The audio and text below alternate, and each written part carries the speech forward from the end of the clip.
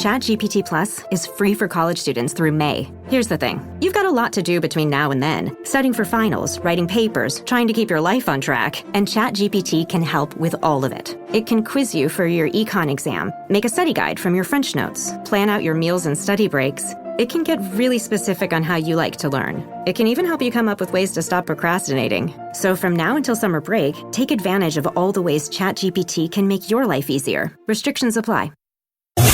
It's The Other Side of Midnight with Frank Morano.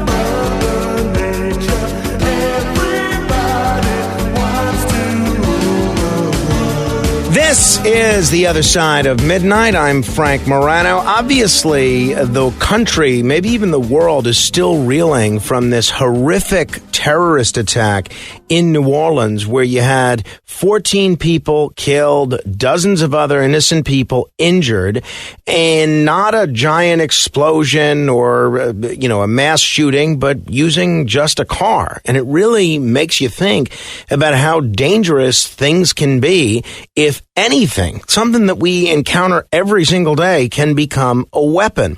But in learning about the participant in this case, this was somebody that was born in the United States. This was someone that had served in the military.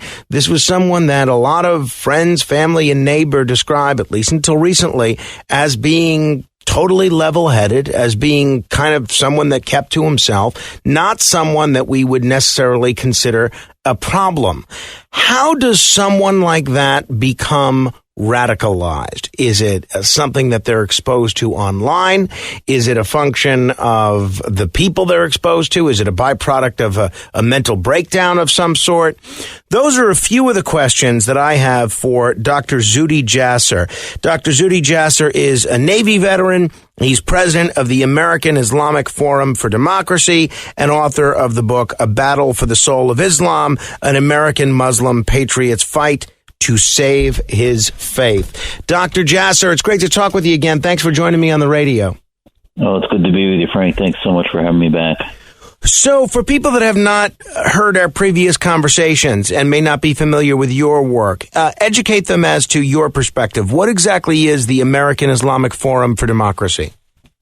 Yeah, we formed it in 2003, and, as a doctor, I was trained to treat disease, not just treat symptoms, but to treat the root causes. And when it came to the country that gave my family freedom and the country, the only thing in the world I'd die for is America. And the fight that we saw with Al-Qaeda was not something that just happened on 9/10/01 and then evolved into 9/11. But it's been going on globally, not only for a century, but has been brewing for hundreds of years as the radical Islamist movement has demonized the West, and they divide the world into the land of Islam, where Muslims are a majority, and the land of war. That's it. That concept needs reform. So terrorism, like folks that have substance addictions or that are driven by a intoxicant, if you will, the intoxicant of radical Islam that got into the head of Jabbar, is a ideology that's supremacist, but also says that it dehumanizes those who are non-Muslim. And when you look at their radicalization, It's not just the last step. I mean, think of it like a football game. You've got folks that watch it on TV that cheer on their teams, and the jihadists, some of them are like the Council on American Islamic Relations, and they claim to be nonviolent, but they're at home. You got some folks in the stands that cheer them on and go to the games and watch it and almost involved, and then you got folks on the field that are the jihadists in the military, in the Islamic military. So that last step is what our security services can fight. But the early steps, the conveyor belt that millions and millions are radicalized through, that believe in conspiracy theories, that hate America, that's what our American Islamic Forum for Democracy fights, is that conveyor belt that not only ends up in the militants that commit these horrific acts, but ends up in movements that create nations like the Islamic Republic of Iran or the Muslim Brotherhood that ran Egypt, or now the jihadists that are, listen, I'm very thankful that Syria, Assad's regime is gone, but now we have to deal with sort of the vacuum that's there, and the jihadists are soon to take over Syria also. We'll come back to the Syria situation in a second, because that's something that I've been following and am pretty concerned about. But just so folks understand where you're coming from, it seems like this is not necessarily a partisan or ideological agenda. Is that fair? You're not necessarily pushing an agenda of one political party or one political ideology?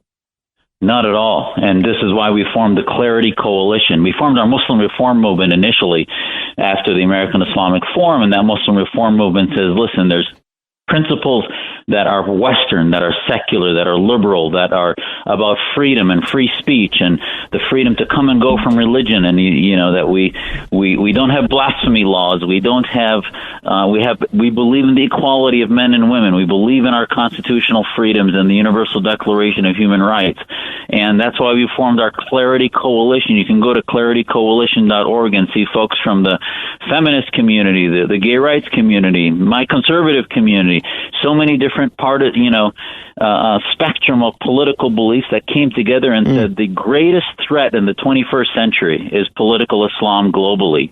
And the world's triangulated between the West freedom, which is one part of the triangle, Russia and China is the other part, and then the Islamic theocracies, if you will, in that third triangle. And just like the West went through a reformation that ultimately created America and the secular democracies that we so much enjoy today, Islam is only 1,445 years old, and it is now yet to go through that enlightenment process. And you remember, the 30 Years' War, 8 to 10 million people perished in 30 years fighting theocrats in Europe. And this is where Islam is today, and we have to wake up that we need an offense and to take sides within that house of Islam and have a message of pushing out Americanism unapologetically. At 30 minutes after the hour, this is The Other Side of Midnight. My guest is Dr. Zuhdi Jasser. You can check out his book, A Battle for the Soul of Islam, an American Muslim Patriot's Fight to Save His Faith. He's also got a pretty informative podcast as well, which you could check out, called Reform This. So, Dr. Jasser, I was going to ask you if America and the world has a radical Islam problem, but in listening to you for the last couple of minutes, it seems like the answer to that is yes, but you're also, rather than use the term radical Islam, which I hear a lot of people use, you instead use the term political Islam. Explain that for us. What do we mean when we are using that term, political Islam? Yeah, political Islam is those Muslims in which Islamism is no different than I might look as an American to capitalism. I might look to republicanism or conservatism. It's a political movement that is centered on a party with a platform, and that party can be the Muslim Brotherhood on the Sunni side, Hamas on the Sunni side, the Taliban on the Sunni side, or the Khomeinis on the Shia side. Pepsi, Coca-Cola, in different flavors, same drink, same Kool-Aid, which is political Islam, and that Islamic State concept where they don't believe in man-made constitutions. They say the Constitution needs to be the Quran, and the government, clerics, need to interpret that, and it's not up to uneducated masses to interpret the Quran. It's interpreted by clerics. So the Quran is the source of law, not a source of law, and ultimately the instrument of that law is Sharia or Islamic jurisprudence. So it's no longer about reason and common law and rational thinking about what's the best law for individual rights. It's about the tribe and about collectivist, theocratic. So the identity of the state is an Islamic flag. It's green. And by the way, even beyond the threat of an Islam problem, the red-green axis, where you have the neo-Marxists of China and of the far left working through the DEI wokists and other with the Islamists, is the greatest threat to us. Together, that threat is just unbelievable globally. Interesting.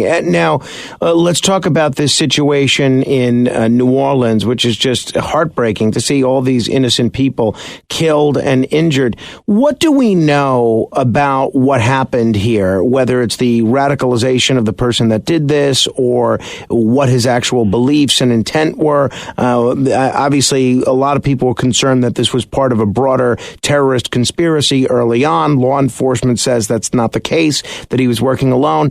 What do we know about what happened in New Orleans? Well, we know that Jabbar initially, as you said, seemed to be a normal guy, quote unquote, but they said that about the Boston bombers. They said that about every time. And at the end of the day, it appears, if you look at some of the mosques he went to, there were sermons that were sympathizing with October 7, which was the horrors that Hamas launched against the Jewish people and against Israel, and slaughtered over 1,200 to 1,400 people. And there's still hostages there. And you look at some of the sermons. You know, the interesting thing is, I think one of the first times we find that W.D. Muhammad Mosque seems to possibly where this individual had gone. Ezra Nomani wrote an excellent article at foxnews.com looking at some of the sermons that he might have been exposed to there just a few days ago.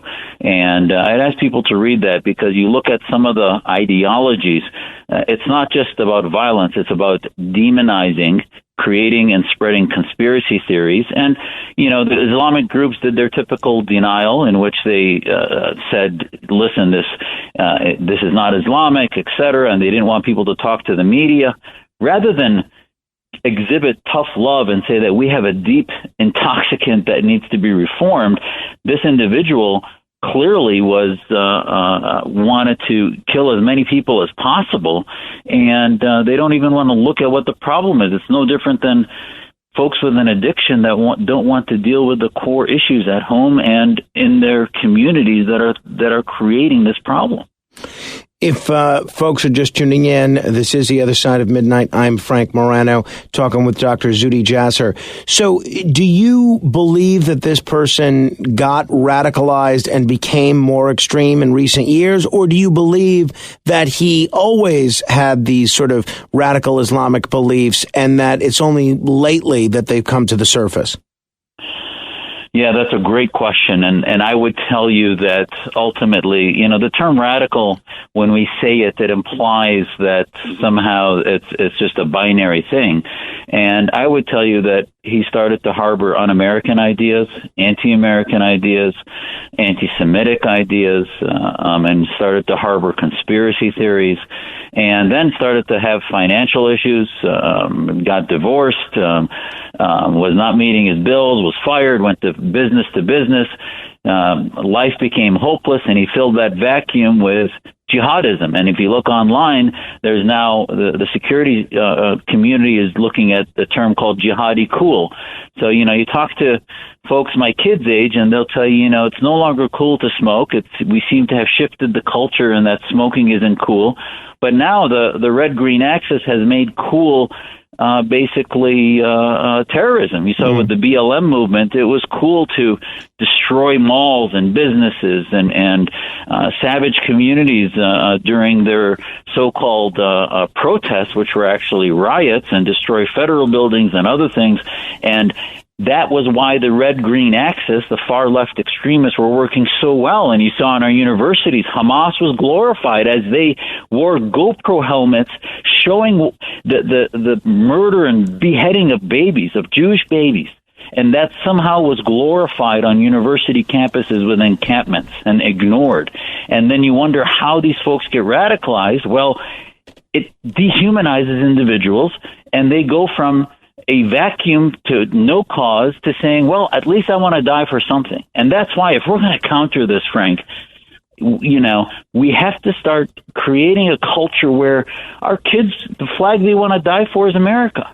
It's no longer about equity and inclusion. It's about all believing in the same Constitution and the same core principles. When I was on my Navy ship, it didn't matter if we had a Mormon supply officer, Jewish deck officer, Protestants, Catholics, Muslims, atheists. It didn't matter. We would die for each other because we were keeping our country safe, and the country gave us freedom that nowhere else would. Mic check. 1, 2. Are we recording? Hi, I'm Michelle Bernstein, an award-winning chef, restaurateur, and mom. I have a lot on my plate, including my psoriatic arthritis symptoms. That's why I was prescribed Cosentyx. It helps me move better. Cosentyx secukinumab is prescribed for people 2 years of age and older with active psoriatic arthritis. Don't use if you're allergic to Cosentyx. Before starting, get checked for tuberculosis. An increased risk of infections and lowered ability to fight them may occur, like tuberculosis or other serious bacterial, fungal, or viral infections. Some were fatal. Tell your doctor if you have an infection or symptoms like fevers, sweats, chills, muscle aches, or cough, had a vaccine or plan to, or if inflammatory bowel disease symptoms develop or worsen. Serious allergic reactions and severe eczema-like skin reactions may occur. Learn more at 1-844-COSENTYX or Cosentyx.com. Ask your rheumatologist about Cosentyx. Plan on flying? In order to board domestic flights, your driver's license or state-issued ID must be a real ID. Learn how to get your real ID today at tsa.gov/real ID or visit your local DMV. Well, that's wonderful, and what a way to put it. Well said. As far as, let's assume this person, I understand what you're saying, it's not like flicking a light switch. Let's assume that Jabbar did get radicalized. How do people, maybe people that are having financial difficulties, maybe people that are having relationship difficulties, how do people who may find themselves at the end of their rope, which, look, let's face it, a lot of us have been in that position from time to time. How do people get radicalized? How do they discover ISIS messaging and get, for lack of a better description, brainwashed by it? Yeah, this is why the victim mindset is so dangerous. And we saw our entire country going into this, where all of a sudden everything was somebody else's fault. And, we no longer even could define what a man and woman was, that somehow we just had to appease, identity, whatever the person called themselves and their pronouns. And all of a sudden it was somebody else's fault. And this is it. They spiral into a victimization that they're blaming everybody around them, blaming their country, blaming some group.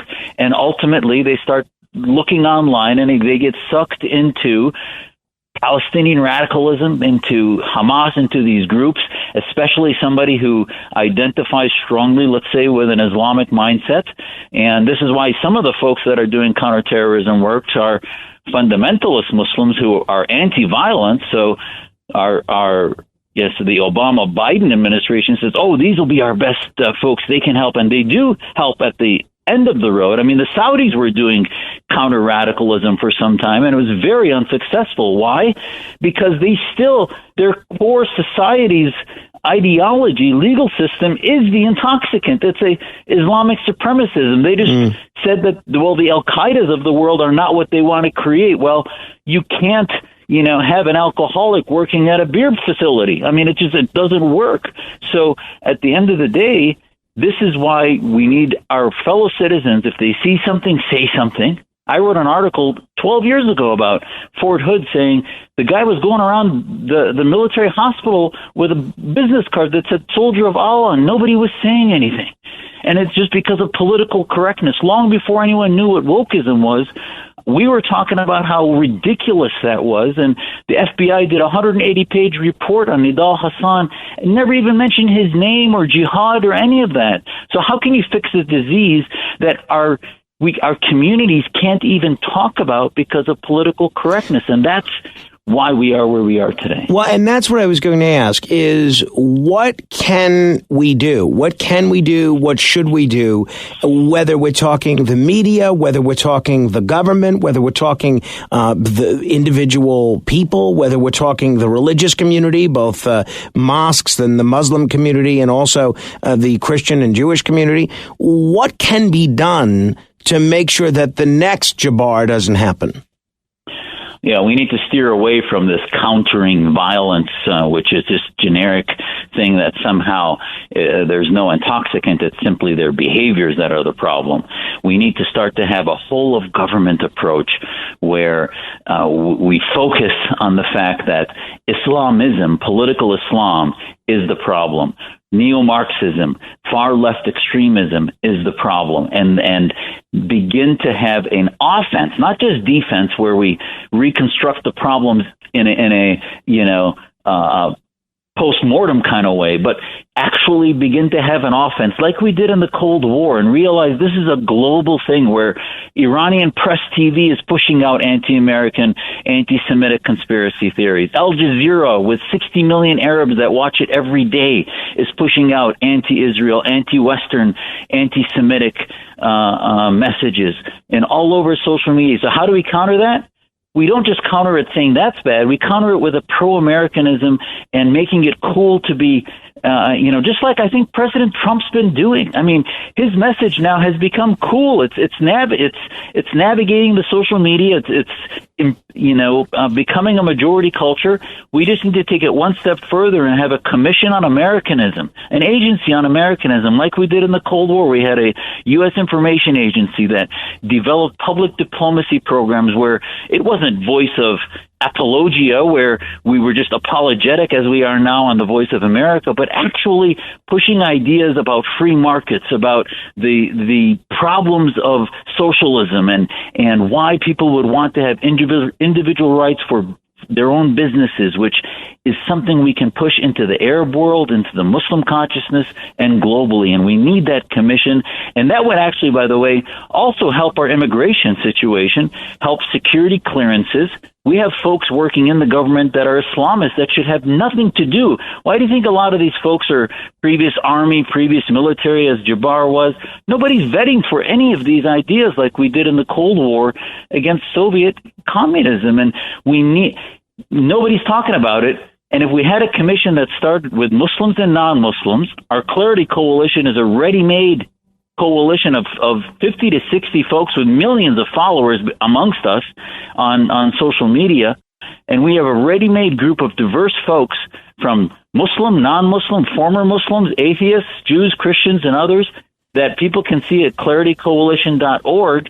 And we can start to build sort of that army of folks on social media and globally that can begin to push this new U.S. information agency, if you will, to begin to vet folks domestically and globally. So it sounds like you're pretty optimistic about the state of affairs under a President Trump. Very much so. I think it's because it's about America first. It's an unapologetic, this is what we need to push back against the Islamists, against the, Chinese apologists. We just have a president now that unforgivably has pardoned spies, has pardoned folks that were spying for China and others. I mean, I just can't believe what I'm seeing. He had a Students for Justice Palestine chairman who was from Georgetown, basically doing security reports, intelligence reports for him at the White House. Maher Bittar from Georgetown. Look up Maher Bittar and you'll see doing intelligence reports for the president at the Biden White House.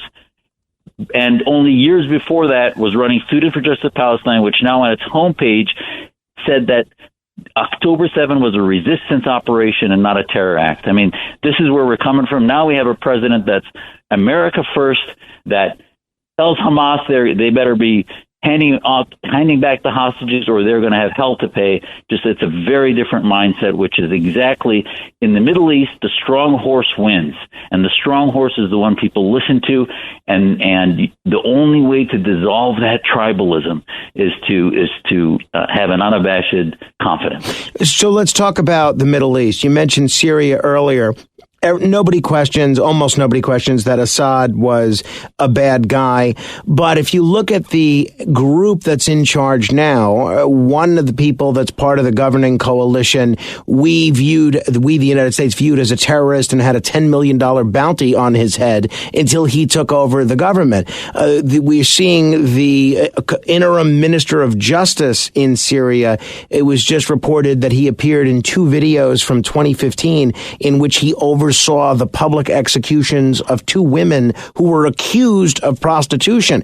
And I'm looking at this and I'm thinking, this is Egypt all over again. This is, we get rid of Mubarak and the Muslim Brotherhood comes in, who from our perspective is a lot worse. The same could be said of Gaddafi. I mean, this is, from my perspective, a lot to be concerned about when it comes to going from the frying pan into the fire. What do you think?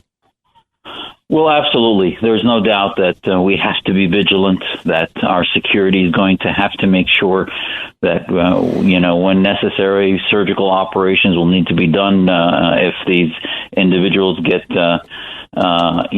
too much power. But listen, you may be surprised to hear this from me, but the reality is the democracy, the freedoms we have, took some evolution to evolve organically. And there's no doubt that we've learned the tough lesson that the Iraq War and others, as much as we were well intended to get rid of Saddam, we can't do their work for them. They're going to have to evolve in their own revolutions. And I will tell you, as bad as Iran's theocratic regime is, as long as they don't have nuclear weapons, the Iranian people ultimately will figure it out, and they're on the way to overthrowing that theocracy. And once they do, they will never go back to theocracy, just like America and England won't go back to a government of theocracy. So you have to evolve as a people, as long as, and Assad, listen, as a doctor, I'll tell you, he was like a massive tumor in the chest of Syria. And the metastases, it took America to get rid of ISIS. Assad had them and could have gotten rid of them, instead killed 800,000 of his own people, of the moderate groups, and that's why we have these radicals left.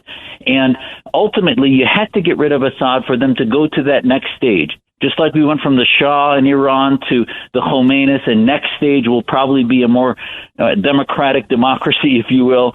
This is part of the evolution, as long as Russia and China can stay out. And if you look at Syria, the difference why it won't be Egypt, God bless Israel. They, over the last month, decimated the Syrian military. So one of the differences, the deep state in Israel was able to go back and take over, which I guess is better than the Brotherhood. But this Game of Thrones concept where the world decides who should run Egypt is not going to allow organic evolution of free movements, because as long as we make sure they don't threaten their neighbors and they don't threaten Israel, let them organically evolve. In Syria, Assad wouldn't have lasted 2 years had it not been for Russia, China, and Iran. And once Russia said they were no longer going to help them, and once Israel stopped the influx of Hezbollah from Iraq into Syria, which is what happened 6 weeks ago, Assad was done. And the promises from Putin vanished because he has not only been spent in Ukraine, but ultimately he could no longer afford to support Assad because he no longer had the troops to do so. And he was even getting North Korean troops to help him in Ukraine because he didn't have the troops to do it. So at the end of the day, Syria will go through a jihadi stage, but the reason Syria has a much better chance than any other country to succeed, it's far more diverse than any other of the Muslim majority countries. Not only is it 50 to 60% Sunni, it's 10% Christian, 10% Druze, which are non-Muslim, 10% Kurdish, which are Sunni Muslim but nationalistic Kurds, and then you've got a smattering of Alawites, which was where Assad came from, which is a Shia sect, and you've got so many other groups that ultimately that diversity, unless you divide Syria into 10 parts, this is why these Islamists are pretending to be moderate, is they could never run Syria otherwise, and soon it will be obvious as we see some of the laws they're passing about women and other things, which will begin to irritate a lot of the population. And we need to give them a few years before they can have organized parties, etc. Tunisia, for example, is an example of how the Islamists took over, but ultimately now have been pushed back into rejecting some of their own identity as an Islamic party, and Tunisia might be evolving away from Islamism also. Dr. Zuhdi Jasser, we're going to have to end it there. I always enjoy our conversations. I hope we can do it again soon. Anytime. Thanks so much, Frank. All right. Thank you. If you want to comment on any portion of our conversation, you're welcome to give me a call, 646-720-0635. That's 646-720-0635. This is The Other Side of Midnight. Straight ahead.